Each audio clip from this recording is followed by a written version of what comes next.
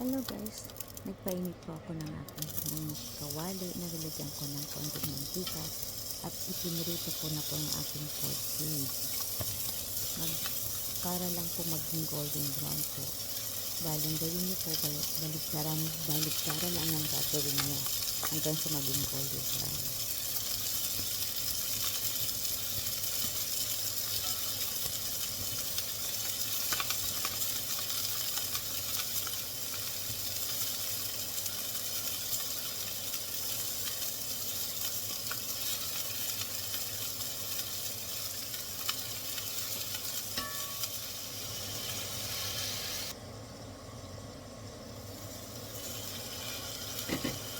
Ayan, bali nag golden brown na siya, binaligtad ko lang. Pagkatapos another ulit 5 to 10 minutes.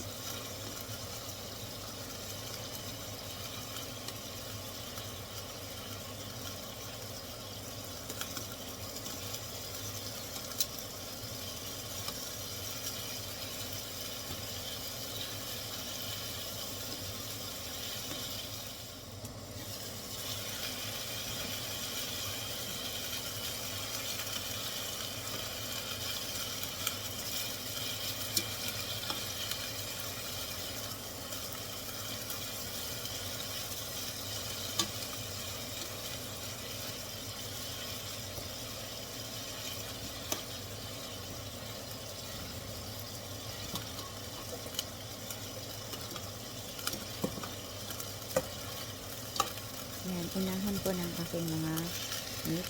Tapos, malinis na yung aking kawali. Maglalagay na rin naman ako ng mantika sa aking pan. Pinalitan ko yung aking kawali kasi masyadong malaki. Ipiprito ko lang ang aking mga gulay. Guys, lipat ko muna dito sa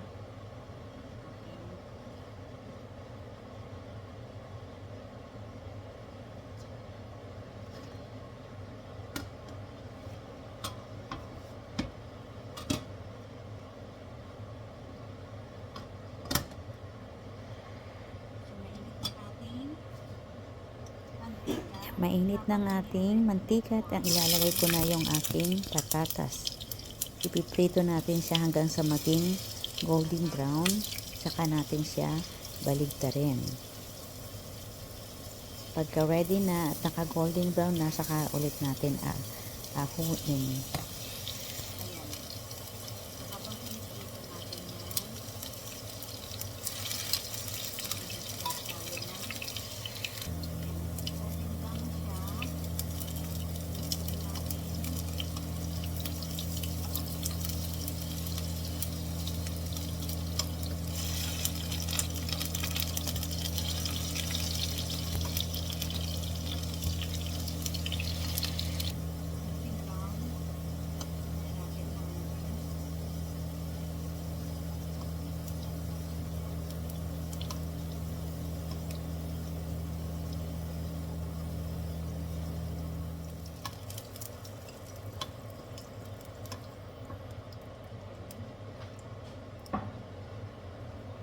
Ayan, ready naman natin ngayon ang ating carrots. Ganun din, same procedure din po ang gagawin natin. Ipa-fry din natin siya hanggang sa mag-golden brown. Then saka natin iset aside.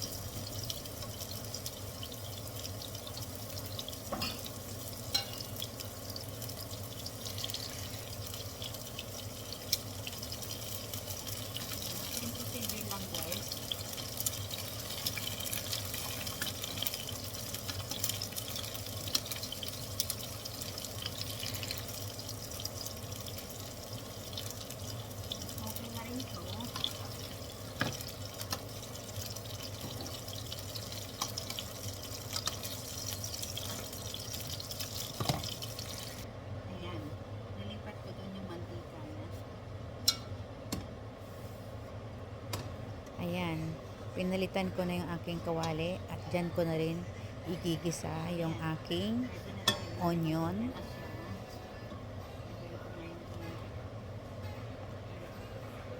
Yan ang aking onion, mag golden brown lang siya.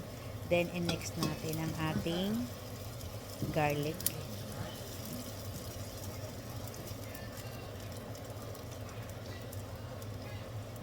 Huwag lang yung masyadong anihin yung ating garlic para hindi masunog.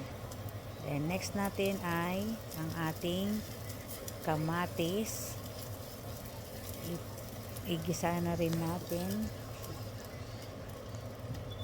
Yan. Then pag naluto na, pwede natin siyang i-mix lahat.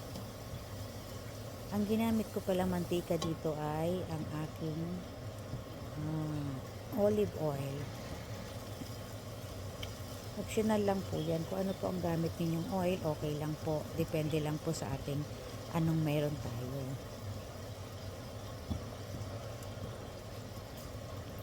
Ayan. Pagkatapos po, i-next na natin ang ating piniray na meat. Then, ayan. Then, lagyan na rin po natin siya ng patis para po mag-absorb yung ating lasa sa ating baboy. Ayan. Naglagay lang po ako ng parang 2 scoop ng ating yung panghalo o panggisa. Depende na rin po sa inyo kung ano po ang panlasa ninyo. Since ako po, para na takal ko na siya at alam ko na yung lasa niya, kaya ako po inaanuhan. Ngayon, tinakpan ko siya at ihalo ko lang siya at lalagyan, inimix ko na rin po at mamaya-maya ay pwede na po natin siya lagyan ng tubig. Hinalo-halo ko lang siya para mag-absorb pa yung kanyang panlasang patis. Then, okay na siya. And haluan na natin siya ng tubig. Depende sa inyo kung gaano karami ang tubig na pwede nyong Since ako po may pinakulo na akong tubig, at yun na po ang nilagay ko para mabilis po siyang kumulo. Then, saka ko po siya ulit tatakpan at ilutuin ng mga 10 minutes hanggang sa lumambot po mag-tender po ang ating meat. Iwanan po natin at yan. Kumulo na siya ng kumulo.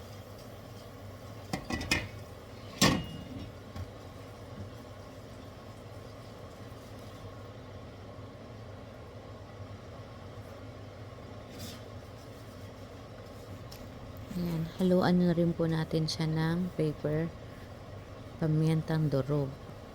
Mga 1 teaspoon lang po ang ilalagay natin. Depende po sa inyo.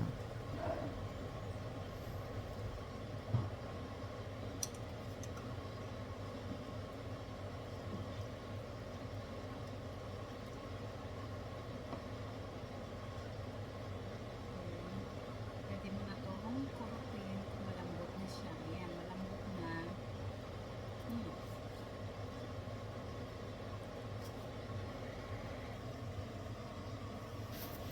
Ayan. Malambot na po yung ating pork ribs. Ngayon po, imimix ko lang siya tapos ihahalo ko na rin yung aking tomato ketchup. Bakit po tomato ketchup po ang gamit ko? Since dito na po ako nasanay at mas gusto po ng mga family ko at saka yung mga nakakatikim ng aking putsero. So, ang ginagamit ko po ay putsero, ang tomato ketchup na hens. Iyan po ang aking gamit. Ngayon po, depende na po sa inyo kung anong gusto nyong gamitin. Pwede po kayo gumamit ng tomato sauce, tomato paste. Depende po sa inyong panlasa. Gusto ko yung maraming sabaw.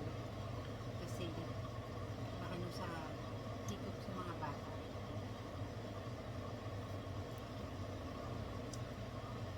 Ayan.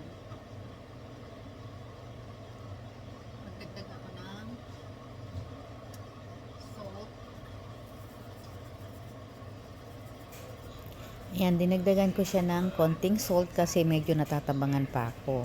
So, depende rin po sa inyong panlasa.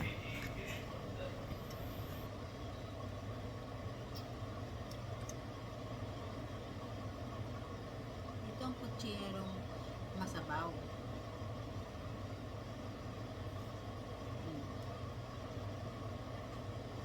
Ngayon, pwede na natin Yan, so okay na. Pwede na natin ilagay ang ating gulay. Ilagay na natin ang patatas na pinirito at ang ating carrots. Carrots! Ayan. Then, saka ho natin siya ihalo. i-mix lang po natin. Then, pakuluan Medyo po may muna ano po natin ako sa siya. sabaw kasi po gusto nila po yung maraming sabaw. Request po kasi nila na masabaw, dagdagan ko ng sabaw dahil po ayun ang gustong-gusto ng mga matatanda.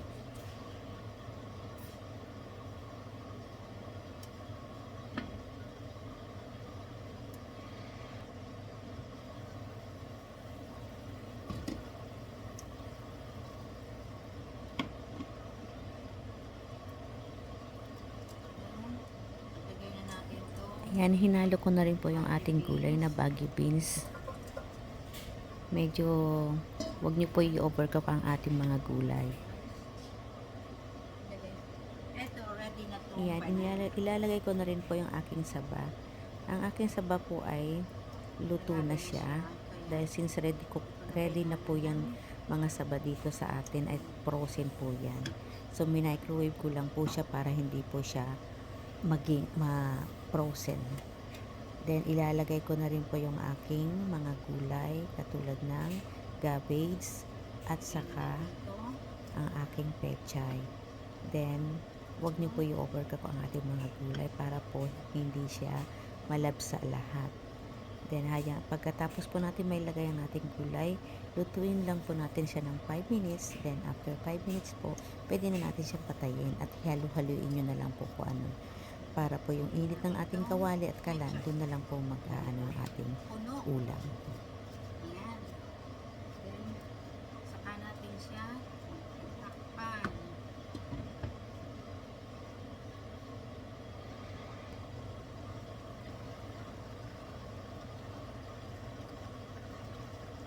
Ayan.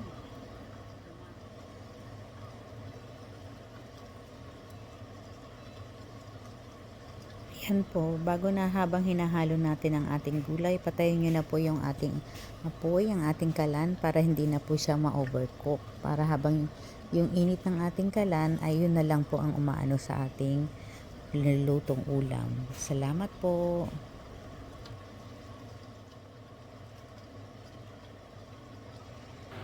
Ayan ang ating kutsero. Ready na siya sa deliver. Request po kasi yan. May nag-order. Ayan.